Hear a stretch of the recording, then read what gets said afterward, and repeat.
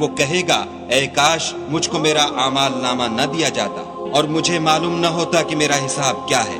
اے کاش موت ابد الآباد کے لیے میرا کام تمام کر چکی ہوتی، آج میرا مال میرے کچھ بھی کام نہ آیا، ہائے میری سلطنت خاک میں مل گئی۔ حکم ہوگا کہ اسے پکڑ لو اور طوق پہنا دو، پھر دوزخ کی آگ میں جھونک دو، پھر زنجیر سے جس کی ناپ 70 گز ہے جکڑ دو۔